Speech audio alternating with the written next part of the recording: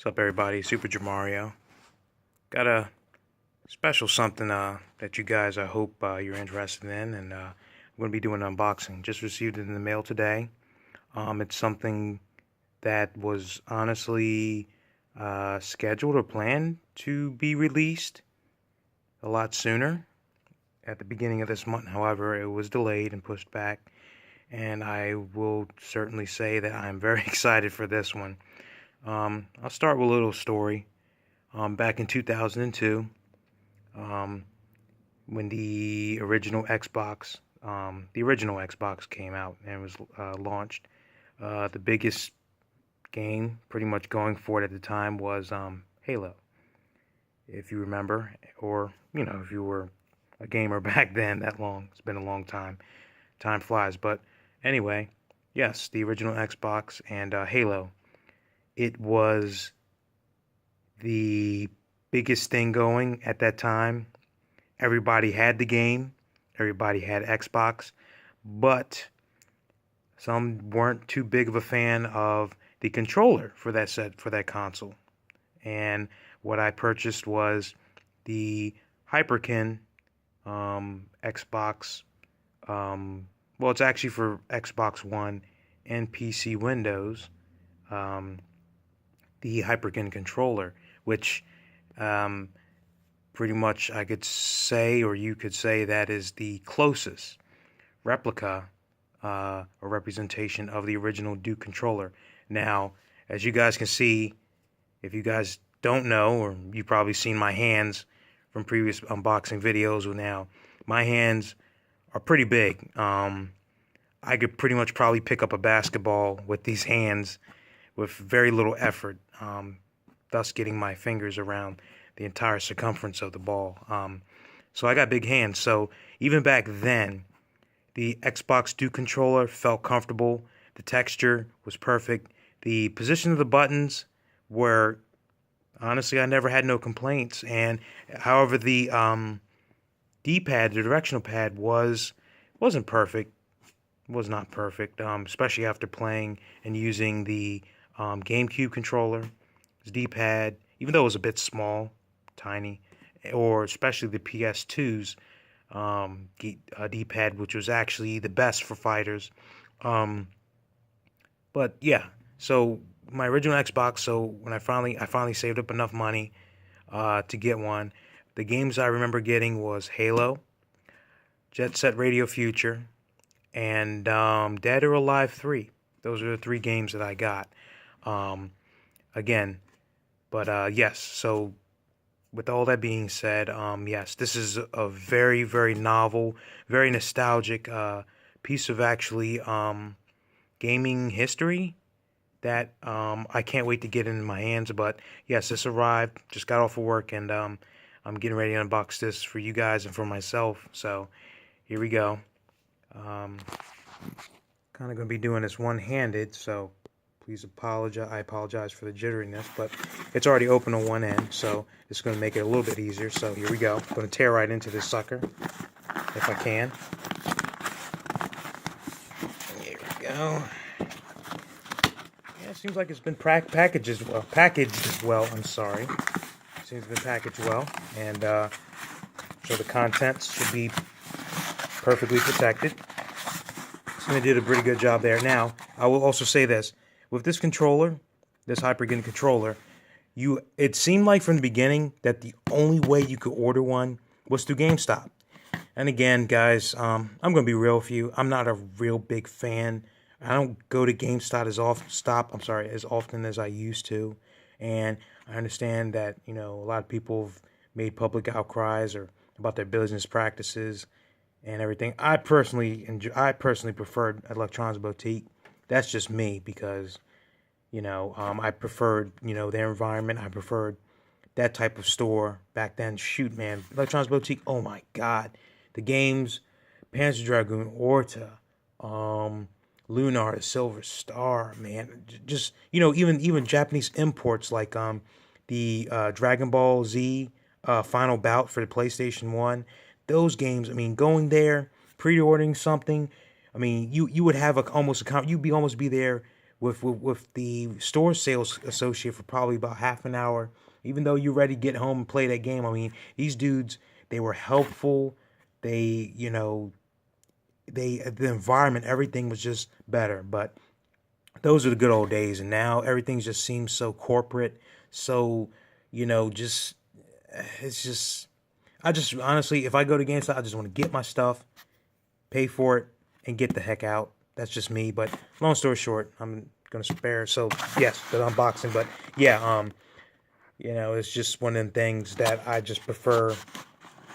I miss I miss Electronics Boutique. So, but with that being said, so long story short, you had the choice. Either there was another choice besides going through GameStop. You actually could have go to the Microsoft Store and place your order that way.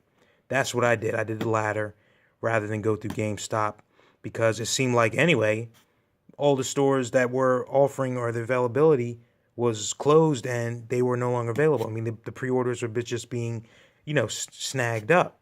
So I ordered through the Microsoft Store. And thankfully, even though the shipments were meant to come out, they were delayed. And probably because they probably didn't expect this controller or the ordering or the mass of people that ordered it was going to be as big as they probably thought. And shipment probably may have been, I'm just saying they probably weren't prepared for this large number of shipment. But it's good that, a lot of people appreciate this controller as I do. It has a big place in my heart because I have big hands. Of course, big hands, big heart, big place. So that's a little corny joke, but anyway, yeah. Let me try to finish opening this up if I can. Again, this box is pretty sturdy, pretty well put together. Excuse me. Okay, now we're getting to it. Now we're getting to the heart of the matter, the heart of the video. Pretty well put together box. So, but yes, ladies and gentlemen, the Xbox and Windows PC, Windows 10 to be more specific, the Hyperkin Duke, the Duke. So this is the front of the box. I want to show that first. This is the front of the box, ladies and gentlemen. Very nice, well put together box. Very solid. Okay, I know you guys don't really care about the box, but just want to show you the sides, front, sides, the bottom, all that information, side of it. And of course you saw that first, so just do another quick, make sure it's nice and close. But this is it. So I remember when the Xbox launched that a lot of people were, let me get that out of the way, a lot of people were thinking with this controller that, the biggest draw was it was going to, present in the, I guess the jewel center of the controller. I always thought that, I always dreamed that, the button would be responsible for powering on the console. You would get information. Like I remember when the Dreamcast was launched, the VMU units were very, it was a big thing because you would actually play mini games like Sonic Adventure or, do Sonic Adventure, and I thought that this controller would have that ability where you could power on the console, get information, on a secondary. This would be a secondary screen, but sadly, as everybody realized that controller, unfortunately, it was a fixed colored, it was green. Well, I'm sorry, it had the green like this. That's basically what it looked like with the original Duke for the original Xbox, and so sadly, nothing really special, was, enabled with it, but it was nice, none of the same. But now this one, the special bells and whistles that it has. So the memory units, it usually the original Duke came with a dual memory unit in the back here, located here, but that's been removed or non-existent, I would say. And so now you still have the squeezable triggers, which I always love them. I love to feel them. But now, to accommodate Xbox One games, 360 games, and PC games, it has triggers. It has triggers or bumpers. I'm sorry. Sorry, your triggers are here, but your bumpers on the side are here, which seem to be rather comfortably positioned. So here's what it basically states. Bumpers mirror black and white buttons. Okay, that's cool. Precision analog triggers. Sounds good. And it also comes with a 3.5 millimeter headset jack. That's cool too. Over here, the classic design featuring the original Xbox animated startup screen played right inside the Xbox button. Okay, that's cool. Vibration feedback for realistic experiences. I didn't know that. That's cool. Vibration, that's excellent. Thumbs up on that one. And it comes with a 9-foot detachable USB cable. That's cool too. Alrighty. Back to the front. So yeah, so the Xbox button on this one, on the Hyperkin Duke, does show the, if you guys remember, the original startup display screen that would play on the original Xbox when you boot up the system. That was also cool, and that's a nice touch that they incorporated with this controller. So it's pretty much, looking at from the outside, from the box detailing it anyway, looks pretty much close to what the original Xbox the Xbox controller was. Now I will say this: the original Xbox controller, from what I've seen, is the texture. The texture is more smooth, of a more smooth finish, rather than this sort of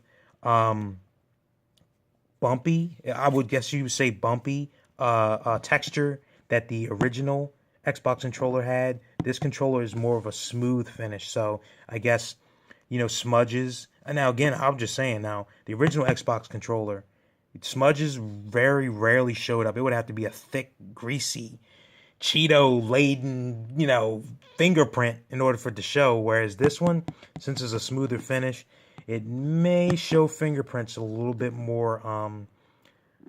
They may show actually a lot.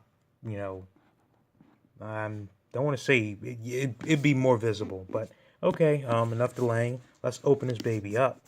Want to try to be gentle. So maybe I could use. Let's see here. If we can get that open like that. I'm trying to. Oh crap.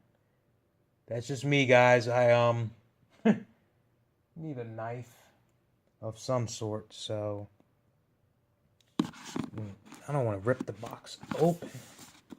Don't want to do that. Okay, I think okay, cool. Yeah, my nails are long enough. Cool. Anyway, I think I have to deal with the sides too. No.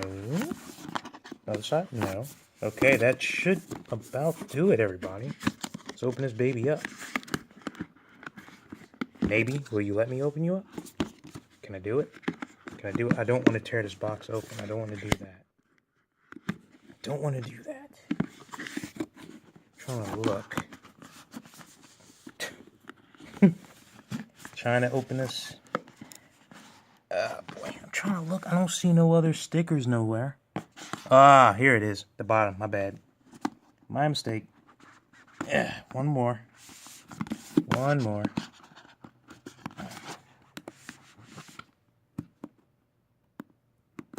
There we go. I think I got it. Okay, looking around, seeing if there's any more. That's broken. That's broken. Okay, cool. Sorry about that, everybody. Here we go. Yeah, if I can shake it out, maybe? Okay. So I'm going to need 2 hands for this. Gonna need... Come on, get out of there.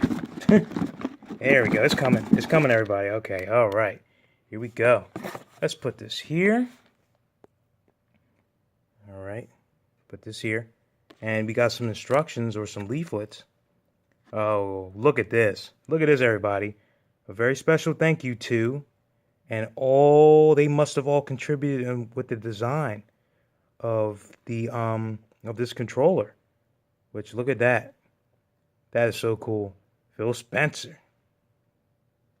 Wow. The Xbox community, the devs behind Halo and Jet Set Radio Future. And that's what I meant to say. I'm glad I said it earlier. That yes, this controller was synonymous. When you bought an Xbox, Halo, and especially Jet Set Radio Future was the 2 games. Well, again, with me, Dead or Alive 3. Those were the games that I mainly played with this controller. And it's just such a throwback that it just makes me feel good. But okay, well, let's put that to the side. That is very cool. thank you guys for doing that. That's very cool. It really is. Can it open? Or just... No, don't open. Just a card. Okay. And also, the box, I will say this, they're also protected. It has the foam, the nice textured foam. That's nice. That's very nice. That's very nice. All right. And,